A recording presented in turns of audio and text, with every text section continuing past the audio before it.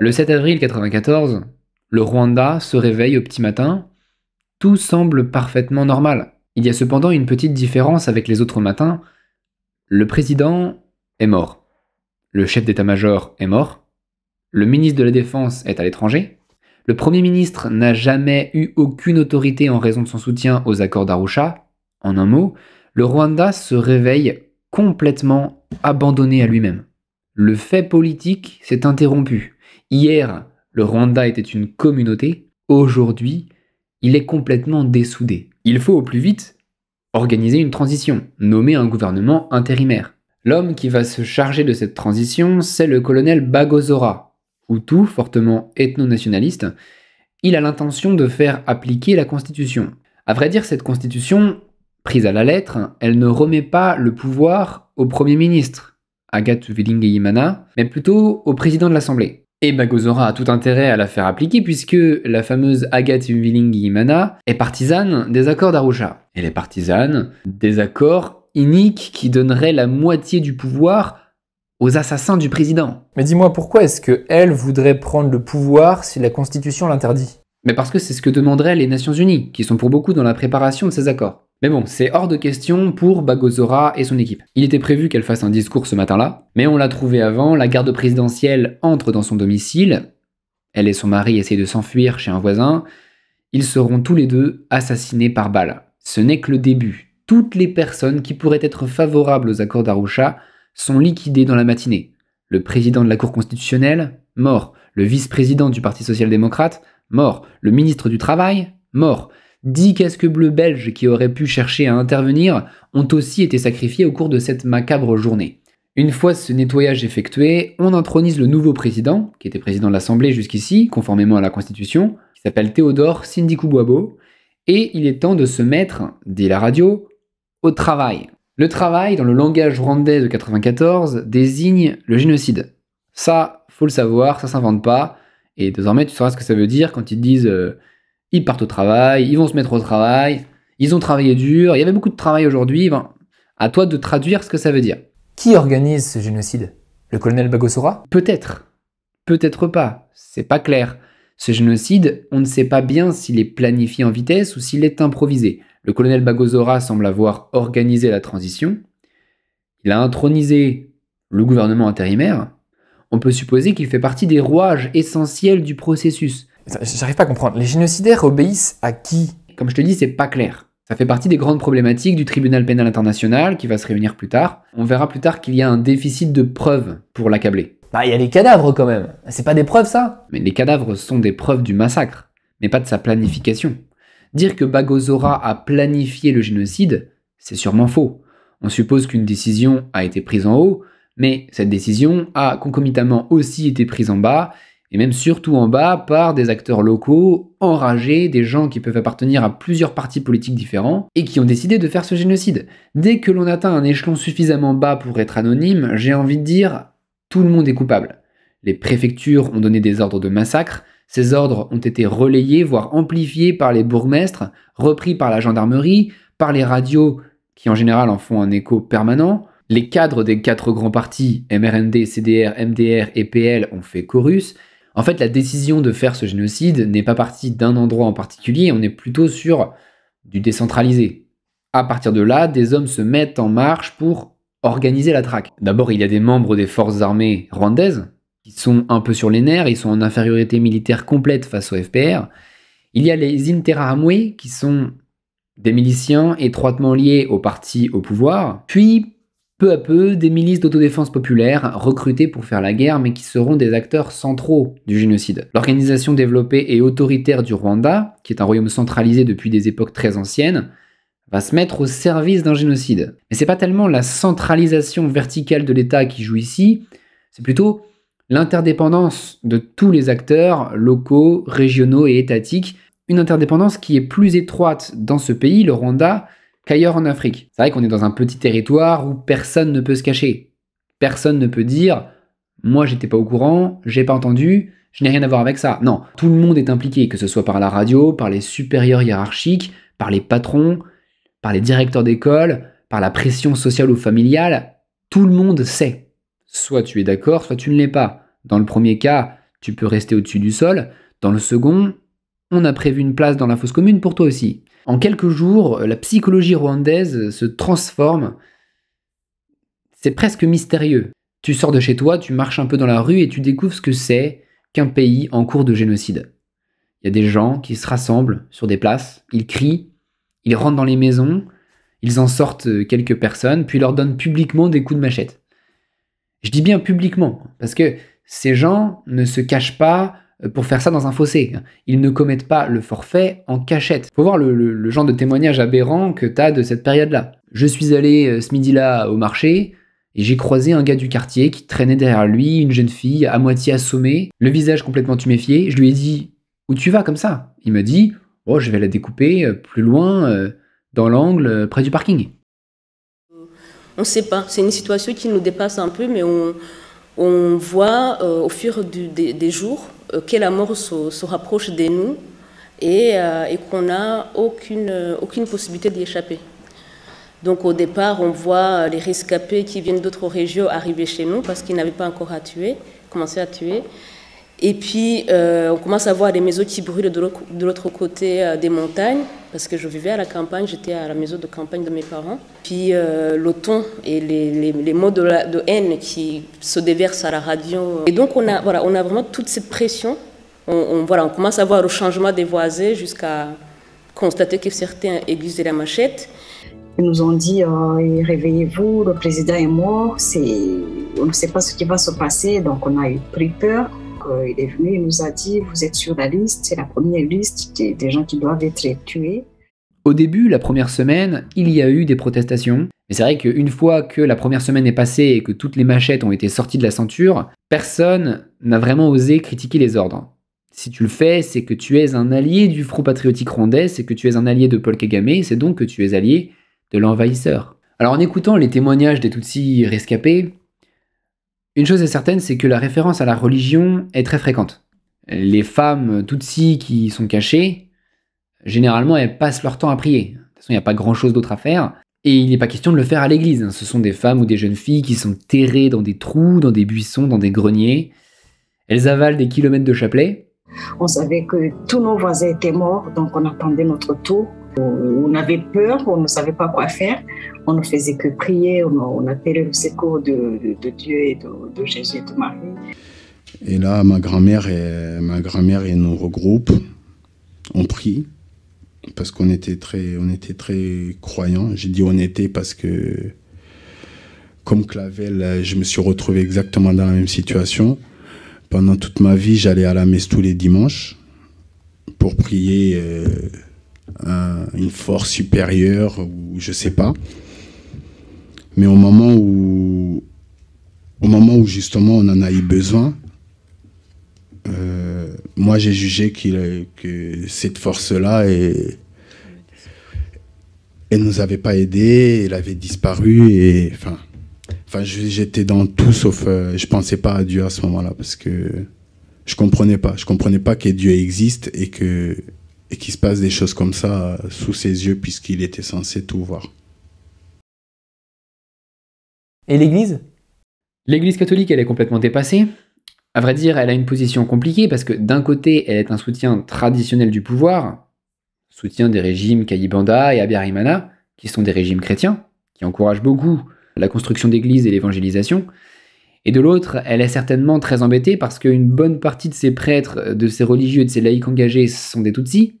Au contraire, certains prêtres de paroisse sont ethno-nationalistes enragés. Pendant les massacres de 63, à l'époque, les églises et les monastères pouvaient être des lieux de refuge. Mais là, lors du génocide de 94, les églises ne sont plus des lieux sûrs. Au contraire, on y entasse des victimes et on y met le feu. Les stades et les églises sont des lieux d'immolation massive, surtout en campagne. L'église est donc pour l'essentiel incapable d'agir, parce qu'elle est traversée par ces mêmes problèmes qui sont les problèmes du Rwanda tout entier. Et ils ont tué donc ils n'ont pas tué les enfants, ils leur ont coupé les tendons d'Achille, ils ont tué l'oncle, ils ont laissé ma tante pour qu'elle meure de faim et une semaine après, ma tante et ses enfants ont été brûlés dans une église pas très loin. Ouais. Mais si les églises sont dangereuses, où est-ce qu'ils peuvent se réfugier ? Les monastères, éventuellement. On peut se réfugier dans certains orphelinats. Il y a le cas célèbre de Damas Jizimba qui a caché environ 300 enfants dans son orphelinat. Les parents les y plaçaient et partaient s'enfuir de leur côté. Après, si les Tutsis habitent près de la frontière, ils peuvent tenter leur chance. Je pense particulièrement à Kibuye, qui est au bord du lac Kivu. Il y a des Tutsis congolais, donc des étrangers de bonne volonté, qui font des allers-retours sur leurs embarcations pour aller repêcher les fuyards et les mettre en lieu sûr, sur l'île d'Idjwi. Cela dit, tout le monde n'a pas la chance de vivre près de la frontière et les miliciens surveillent étroitement le lac. Mais c'est la totalité du pays ou juste certaines régions? Les massacres ont lieu dans la totalité du pays. Je précise quand même que la région de Butare, une ville qui est d'ailleurs le siège de l'Université nationale du Rwanda, a pris du retard. 12 jours de retard. C'est la seule province qui ne se résout pas à rentrer dans le processus génocidaire. Il faut attendre que le président Sindi Kubwabo se déplace en personne dans la région de Butare pour leur dire « Wow, vous faites quoi là ?» Et là, hop, génocide à Butare également. Pourquoi ce retard? Dur à dire. Est-ce que c'est parce que c'est une région où les Tutsis sont très nombreux dans le clergé et dans le secteur privé? Est-ce que c'est parce que cette région est éloignée des combats qui ont lieu au nord de Kigali? Je sais pas bien les raisons de ce retard. En tout cas, le 20 avril, la province de Butare entre dans le génocide.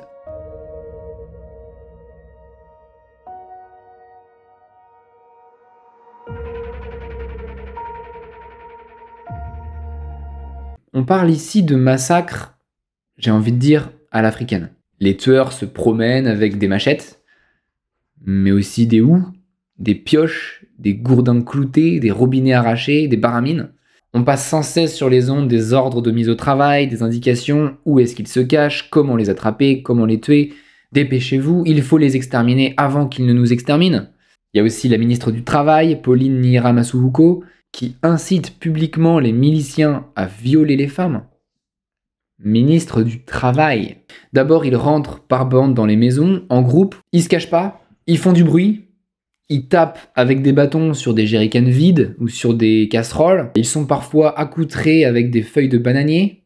Pas de sensiblerie. Hommes, femmes, enfants, vieillards, malades, les oncles, les tantes, les cousins, les nourrissons, personne n'est censé survivre dans ce genre de perquisition. Qu'ils enlèvent ces barrières-là et que Gatchingelo, c'était pas un lieu extraordinaire, au contraire, qu'il fallait aussi travailler là-bas. C'est comme ça qu'ils disaient. Quand ils ont su que donc il y avait plus de barrage, ils sont rentrés dans le quartier.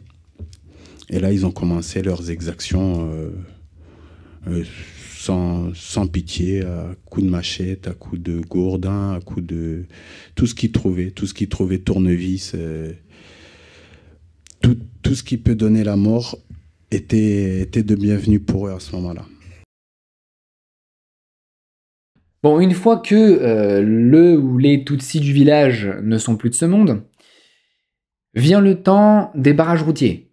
On fait des barrages, les Tutsis sont attrapés, on vérifie leur carte d'identité, puis ils sont ligotés et entassés comme des fagots, on les fout dans une église ou on les serre dans un stade. Les églises, on va les bourrer avec des matelas imbibés d'essence. On met le feu. Par la suite, les assassinats ont souvent lieu à 3 pas de la fosse commune. C'est beaucoup plus pratique pour le transport. À la moitié du génocide, en avril, comme pour ma famille à moi, ma famille a été tuée le 30 avril. Là, ils ne tuaient plus près des fosses, dans des maisons, mais près des fosses communes. Il y a aussi, dans de nombreux endroits au Rwanda, des camps de déplacés. Ce sont des camps dans lesquels vivent les enfants Tutsis qui ont été écartés de l'école. Ces camps, ils sont encerclés et pris d'assaut par des miliciens armés de machettes. Et alors, dans ces cas-là, c'est une véritable boucherie. Si vous avez la chance d'échapper à ce genre d'opération, généralement, vous avez quand même reçu un coup de machette quelque part sur le bras, sur le torse, ou même très souvent sur la tête. Il y a beaucoup d'enfants qui ont des cicatrices de coups de machette sur la tête. Le 23 juin 1994, vers 5 h du matin, on a été réveillés par des cris. Notre camp avait été encerclé par des miliciens armés de machettes. Quelques heures plus tard, on a vu les militaires se poster devant les miliciens. On a cru que c'était la fin, que les militaires allaient donner le coup d'envoi et que les miliciens allaient suivre pour terminer le travail, comme ils disaient. Donc il y en a un d'entre eux qui a dit « asseyez-vous tous là ». Bon, moi, je me suis exécuté parce que j'avais très peur. On priait en même temps, tout le temps. Et donc, on s'est tous assis, bizarrement, par ordre de l'âge. Et ma grand-mère, elle ne voulait pas s'asseoir. Et pour en revenir aux dernières paroles des personnes qui sont mortes, elle n'a pas sorti une affirmation. Elle a juste posé une question qu'aujourd'hui, même dans 50 ans, dans tout le temps, on doit se la poser. Elle a dit « Muduhoiki ». Muduhoiki en Kinyarwanda, c'est... Enfin... Pour quelle raison vous faites ça?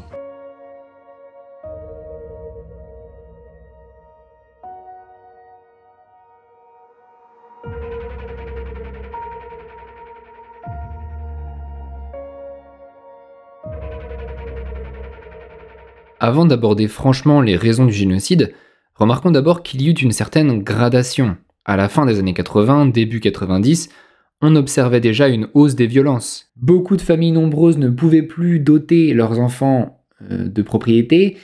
On arrivait au bout du morcellement des terrains et le résultat, ce sont beaucoup de gamins qui partaient à l'aventure et qui pouvaient terminer bandits, voleurs, assassins, voire parricides pour des affaires d'héritage. De plus, il y avait aussi une violence politique à partir de la démocratisation. Ces partis génocidaires dont je vous parle, le parti présidentiel MRND et le parti d'opposition MDR, ce sont des partis de masse qui connaissaient déjà de nombreuses formes de violence, que ce soit par leur rivalité ou leur recrutement. La récurrence de la guerre contre le Front patriotique rwandais a aussi créé une certaine accoutumance à la violence chez ceux qui ont été sur le front ou qui vivaient dans les villages agressés par le FPR. Mais surtout, ce que je voudrais que tu retiennes, c'est qu'on est dans un pays jeune. Des jeunes désabusés. 57% de la population a moins de 20 ans. Intéressant comme information. Donc par exemple, quand je vous parle de la milice Interahamwe qui se balade avec des machettes pour aller tuer du Tutsi, je parle d'hommes qui sont jeunes, qui sont même très jeunes. Une jeunesse qui rêve de se tailler une place dans un pays qui manque de place, clairement. Ça, c'est un premier élément. Maintenant, une question demeure. Pourquoi ? À chaque fois qu'une personne cherche à donner une réponse définitive à ce genre de questions, elle peut laisser souvent un arrière-goût d'insatisfaction et même de colère. Il se peut même que des conflits apparaissent lorsque les raisons proposées par les historiens ne coïncident pas avec le ressenti des victimes.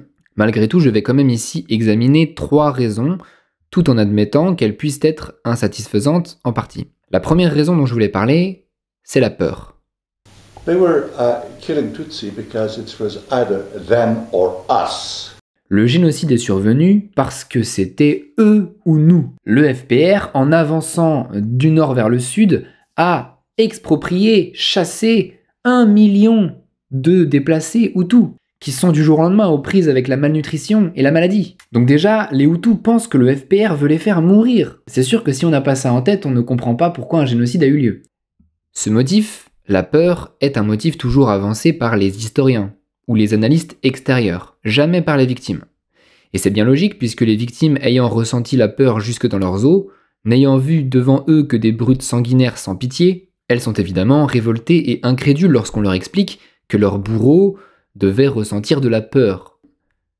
Alors faisons-nous bien comprendre, il s'agirait ici d'une sorte de panique communautaire, une panique collective, qui reposerait sur chaque membre de la société tout entière et qui entraînerait par suite un désir de défendre sa communauté.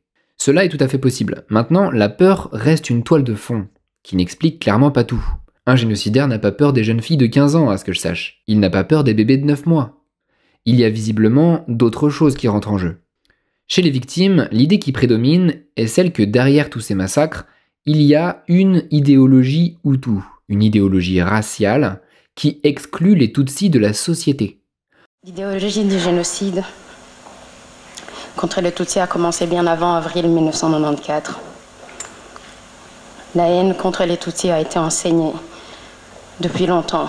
On a vu dans la partie 1 que cette explication est probablement vraie. Une telle idéologie existe effectivement et a été entretenue dans le pays. Simplement, son origine réside moins dans une doctrine raciale, comme on l'a parfois dit, que dans une doctrine révolutionnaire, similaire à celle de la Révolution française. Les Tutsis sont exclus du Rwanda contemporain parce qu'ils incarnent la restauration du féodalisme, et par suite, la soumission du peuple. Pourtant, cette idéologie qui imprègne la rhétorique des politiciens et des intellectuels, elle est servie dans une soupe beaucoup plus simple aux gens du peuple chez qui les Tutsis sont communément décrits comme des cafards. Lorsqu'on interroge les bourreaux, à ce que j'ai pu voir, c'est encore une troisième cause qui est mentionnée très souvent. Il s'agirait de la convoitise. Pourquoi j'ai tué 14 personnes, dont un bébé, le 15 juin 1994 ? Parce que le bourgmestre m'a demandé de le faire.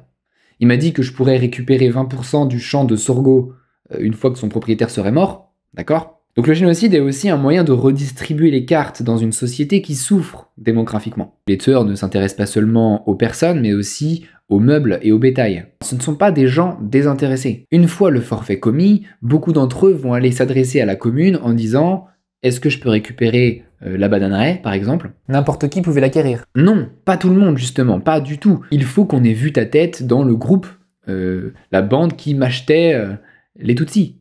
Sinon, t'auras rien. La compétition pour l'achat des terrains, c'est une compétition entre tueurs, bien sûr. Et ça, c'est vrai, ça a eu un effet motivant chez beaucoup de personnes. À vrai dire, beaucoup de Tutsis avaient conservé des propriétés qui dataient de l'époque coloniale ou précoloniale. On pouvait leur pardonner la possession de ces richesses en 1980, mais en 1994, comment leur pardonner alors que le FPR est aux frontières ? Dans l'idée générale, on ne faisait que leur reprendre des domaines pastoraux que leurs arrière-arrière-grands-pères avaient extorqués à des paysans sans défense. En tout cas, on se justifiait comme ça. D'ailleurs, là encore, on voit bien que c'est un argumentaire qui n'est pas vraiment racial, qui est plutôt social, marxiste, historique. C'est la révolte des petits contre les grands qu'on organise. C'est la révolte de la houe contre le bétail.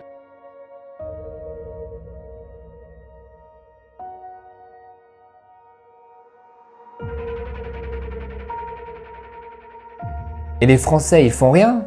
Ils sont les mains dans les poches comme ça. Ils sont certainement un peu mal à l'aise. Oh que oui, on est mal à l'aise, bien sûr. Jusqu'ici, on aidait le Rwanda à se protéger contre un agresseur. On intervenait dans un contexte de guerre. Mais ça, c'est pas une guerre qu'on voit. C'est un génocide. Un génocide qui va devenir public. Le monde entier va bientôt être au courant. Le génocide, évidemment, une fois qu'il sera su, il va sonner le glas de la politique française. C'est évident. Le Rwanda fait un génocide, il va donc être vu dans le monde entier comme un méchant, et donc la France va se retrouver jetée dans le camp des méchants avec lui. Néanmoins, c'est pas parce qu'on est mal à l'aise qu'on ne va pas essayer quand même d'agir positivement pour améliorer un peu la situation. En fait, on va lancer une opération, l'opération turquoise. Maintenant, je t'avoue que j'ai pas très envie de parler de ça maintenant parce que ça va dévier le sujet sur la France. Or, la France, c'est quand même un sujet à part entière que je préfère traiter à part dans le prochain épisode. Le Front patriotique rwandais continue son avancée, il conquiert Kigali le 4 juillet et la totalité du pays le 17 juillet. Le génocide est donc définitivement terminé, il aura duré 100 jours. L'homme qui entre dans la capitale Kigali en juillet 1994 trouve sous ses yeux un pays saigné, vidé, dévasté et traumatisé. Le génocide a fait entre 800 000 et 1 million de morts. Les hommes politiques sont pratiquement tous morts. Les écoles ont fermé, les téléphones ne marchent pas, les robinets d'eau sont à sec, pas d'électricité, les terres agricoles sont abandonnées, dans les hôpitaux on ne sait plus faire grand chose, il n'y a plus ni médicaments ni personne pour les prescrire, on met quelques bandages quand il en reste en stock, 80% des troupeaux se sont échappés, plus de monnaie, plus de banques, partout des propriétés ont changé de nom. Au niveau des infos, les gens n'ont pas l'air très bavards, ils parlent pas. Ils savent rien. Qui a tué qui s'est sali les mains ou qui est resté chez lui. Pas besoin d'en parler. De toute façon, les traces de sang sont partout. Des cadavres en putréfaction sont couchés sur pratiquement tous les chemins de terre. C'est ça que Paul Kagame trouve en face de lui en juillet 1994. Alors tu vas me dire, il faudrait juger les coupables. Mais juger qui ? Et par qui ? Je dis qui parce que tous les responsables se sont enfuis à toutes jambes au Zaïre. Et par qui ? Parce que tous les magistrats et avocats ont disparu de la circulation, sont morts ou n'ont pas les mains propres. Comment réparer tout ça ? Que faire de ce monde anéanti ? C'est la grande question du régime de Kagame, dont on parlera dans le 5e épisode. En attendant qu'on se la pose nous aussi, on va conclure sur le génocide.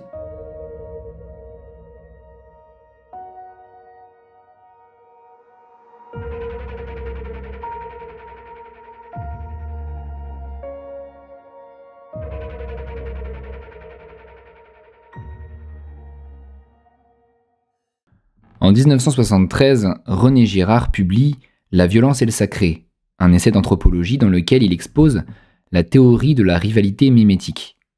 Cette théorie prétend dévoiler la fonction cathartique du sacrifice dans les sociétés primitives et les sociétés humaines en général. Si je fais référence aujourd'hui à ce livre important de l'anthropologie, qui peut paraître sans rapport avec le sujet, c'est parce qu'il peut, à mon avis, donner un éclairage indirect sur les événements du Rwanda. Dans ce livre, il est question d'hommes et de femmes, comme nous, mais des hommes et des femmes qui sont soumis à un état de crise sociale profonde. Ces sociétés sont entraînées dans le cycle de la convoitise, de la rivalité et de la violence. Cette violence est mimétique. Par mimétique, j'entends que ces gens, malgré les rivalités qui les opposent, sont tous entrés dans la même violence. Ils sont les reflets les uns des autres. Ils sont pris par une contagion de proche en proche. Ils éprouvent de la jalousie pour la possession d'un objet désirable et se le procurent par la violence. Puis ils entrent dans le cycle interminable de la vengeance, un peu comme une vendetta. Mais un événement finit par mettre fin à la crise. Cet événement, c'est un meurtre. Là où spontanément on donnerait au meurtre une fonction haïssable et odieuse, dans ce livre, le meurtre d'un homme, un seul, est une voie de résolution à la crise. Le sacrifice d'une victime unique occupe une fonction cathartique, c'est-à-dire une fonction de purification. La société se trouve comme lavée avec le sang de la victime émissaire, et elle retrouve son état de paix initial. Dit autrement, il arrive à un certain degré que la guerre de tous contre tous devienne la guerre de tous contre un. C'est la canalisation de l'ensemble des frustrations, des haines et des malédictions sur un seul homme, qu'on appelle la victime émissaire. Les événements qui se sont déroulés au Rwanda entre 90 et 94 montrent la plupart des symptômes d'une société en crise. Le Rwanda subissait bien plus qu'une simple agression extérieure. Le pays plongeait dans un véritable chaos social, racial et politique, et cela même avant le début de l'attaque. Le Rwanda était un pays surpeuplé, composé à 57% de personnes de moins de 20 ans. Un pays cependant fait de collines, de montagnes et de lacs, où les places manquaient pour l'agriculture. Cette situation n'a fait que s'aggraver. Les progrès scientifiques de la médecine avaient rendu la mortalité très faible et la natalité très forte. Le gouvernement rwandais était incapable de faire évoluer son économie afin de soulager le secteur agricole. Quant à l'Église, elle faisait un véritable blocage sur la contraception. Le résultat fut une société paysanne où les paysans étaient arrivés aux limites du morcellement foncier. Les aînés finissaient par récupérer quelques arpents, tandis que les autres enfants se dévoyaient, devenaient journaliers, voleurs, bagarreurs, assassins et parfois même parricides. Bien sûr, si le Rwanda avait été un espace ouvert, un excédent de population aurait tout simplement traversé la frontière. Mais pour des raisons politiques, c'est l'inverse qui se produisit. Les Tutsis voulaient rentrer dans leur pays. Pour retrouver leur cousinage ou leur honneur, ils voulaient rentrer dans le pays où ils étaient nés. Non seulement le pays était soumis à une pression interne, mais il était aussi soumis à une pression externe. On allait droit vers l'implosion. Cette crise s'accentua encore avec la fin de la dictature. La démocratie, qui est une idée magnifique lorsqu'on la chante sur les rivages de la Côte d'Amour, à la Baule, devient un peu plus amère transplantée au Rwanda en avril 92. Là où jusqu'ici il y avait rivalité pour la terre, il y eut maintenant en prime rivalité aussi pour le pouvoir. L'éclosion d'une multitude de partis sonna un véritable glas pour le pays. Les partis naissants étaient des partis de masse. Ils cherchaient à politiser les masses. Écoutons le témoignage d'un simple civil, un certain Calixte Keyisiré. Les relations entre Hutus et Tutsis ont commencé à changer dans les années 92 et 93. Ce n'était pas au point de s'entretuer, mais il y avait un climat de méfiance suite à la création des partis politiques. Oui, tu peux être mon ami avec qui je partage tout, mais avec la création des partis, tu peux adhérer à tel parti dont je ne suis pas membre. Alors là, tu es adepte d'un parti différent du mien. C'est déjà la mésentente. Nous ne parlons plus tout à fait le même langage. Tel groupe organise ses réunions, tel autre ses propres réunions, et ainsi de suite. Il n'y a pas de changement au point où ils peuvent se faire du mal, mais entre-temps, on ne pouvait plus se dire les secrets d'autrefois, car on pensait, et d'ailleurs je ne sais pas ce qu'ils se disent dans leurs réunions. Le Rwanda est bien entré dans la rivalité de tous contre tous. Rivalité des fils de famille pour la petite propriété familiale, rivalité du Front patriotique rwandais avec le gouvernement de Kigali bien sûr, rivalité des partis intellectuels et urbains avec les partis de masse comme le MRND et le MDR, rivalité des clans Hutus du Nord avec les Hutus du Centre et du Sud, qui tous prétendent représenter la majorité ethnique, Rivalité du MDR, immense parti d'opposition, avec le MRND, le parti présidentiel. Rivalité enfin au sein même de tous ces partis, entre les opposants des accords d'Arusha et leurs partisans, déchirés entre eux par des assassinats ciblés. Une crise, nous dirait Girard, qui attend son dénouement, sa catharsis. Le 6 avril 1994, du jour au lendemain, la guerre de tous contre tous devient la guerre de tous contre un. Dans tous les villages, la communauté se rassemble. Elle s'arme de machettes, on se met d'accord sur une victime unique, le Tutsi du village. C'est lui qui va payer pour tout ce qui se passe. Pourquoi lui ?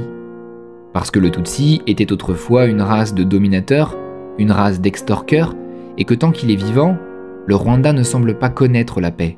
C'est en tout cas la raison avancée par le bourreau. Mais peut-être n'est-ce pas la raison véritable. Après tout, le Tutsi de l'intérieur est plutôt celui qui est le moins à même de faire du mal à qui que ce soit puisqu'il est privé de tout moyen d'action par la révolution. Alors pourquoi ? Pourquoi faut-il tuer ces hommes ? Pourquoi faut-il tuer ces femmes priantes et paniquées, ces enfants terrés et apeurés ? Pourquoi faut-il tuer tous ces innocents ? Il me semble que la véritable raison, c'est que le meurtre occupe une fonction cathartique, une fonction de purification de la société. René Girard dirait même qu'au fond, cette mise à mort a quelque chose de sacrificiel. Il y a dans ce crime un état de paix sociale recherché, que tous sont en droit d'attendre. Cette fonction, c'est celle que l'historien René Lemarchand mentionne lorsqu'il dit « Le massacre des Tutsis était le moyen le plus rapide de détruire toute base de compromis avec le FPR. La réaffirmation des solidarités Hutus transcenderait vite les différences régionales et rendrait effectivement impensable que les Tutsis et les Hutus s'entendent sur quoi que ce soit. En d'autres termes, tuer toutes ces femmes et ces enfants présentait bien au moins un intérêt réel. Cela permettait de retrouver l'harmonie perdue dans l'ensemble de la communauté Hutu. Les Hutus seront désormais obligés de s'entendre, obligés de reconstruire leur unité, parce qu'ils sont désormais solidaires dans le crime.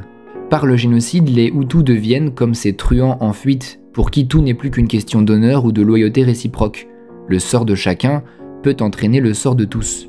Même les plus pacifiques sont comme obligés, pour sauver leur vie face au FPR, d'être solidaires du sang versé. Car le seul salaire pour ce crime-là, c'est la mort. Cette solennité se retrouve partout en 1994, notamment dans l'attitude extrêmement décomplexée des criminels, cette façon de se montrer, cette façon d'être bruyant, d'être omniprésent, cette façon d'agir toujours à visage découvert. Tous les Hutus doivent joindre leur force ou au moins leur consentement à ce qui se trame. Girard écrivait « L'exigence d'unanimité est formelle, l'abstention d'un seul rend le sacrifice pire qu'inutile, il deviendrait dangereux. On ne parle pas ici d'un acte psychiatrique individuel qu'il faudrait dissimuler, non, c'est quelque chose d'unanime, quelque chose qu'il faut montrer et solenniser à la face de tous. Ce qui s'est passé en 94, c'est un sacrifice éminemment social. Mais voilà ici la difficulté de l'historien, c'est que ces choses ne sont jamais appelées par leur nom. Elles sont recouvertes d'un vernis. Elles sont exprimées dans un certain langage, le langage de la révolution sociale de 59, dont le souvenir béni est matraqué jour et nuit à la radio. Bien sûr, apparemment, les idéaux de la Révolution n'étaient pas destinés à fournir les arguments pour un tel massacre. De quoi parlait-on exactement en 1959 ? On y parlait de la vertueuse loi de la majorité démocratique, de la volonté générale qui s'imposait sur les volontés particulières. On y rejouait la discussion fracassante du grand Jean-Jacques Rousseau avec les penseurs classiques, et on donnait toujours raison à Jean-Jacques Rousseau. On voulait que le peuple gouverne, et on voulait gouverner au nom du peuple. Par-dessus tout, on demandait au peuple s'il voulait bien se débarrasser de la domination féodale, et la réponse allait de soi. Pas un instant on envisagea que la souveraineté populaire puisse se mettre au service du pire. Pas une seconde on pensa que la majorité pourrait souhaiter la destruction définitive de la minorité. Il advint ceci de fâcheux, que Rousseau donnait la souveraineté populaire, concept résolument moderne, avant-gardiste, à une humanité qui n'avait pas tellement changé depuis les sociétés archaïques. Disons-le proprement, il l'avait donné à des gens qui, à l'heure de la crise, deviendraient des exécuteurs sacrificiels.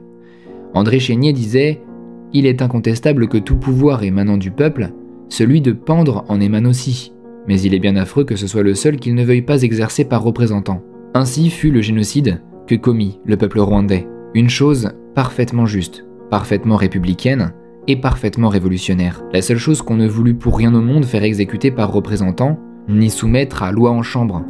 la seule chose pour laquelle le peuple eût voté, la seule chose qu'il voulut exercer de lui-même et pour lui-même, la seule chose qui émana parfaitement de lui, dont il réclama pleine paternité, la seule qui eut pour elle la vertueuse loi de la majorité, la seule sentence parfaitement rétributive, si bien qu'un jour on pourra dire « La démocratie directe n'a jamais existé en Afrique, excepté en 94 ».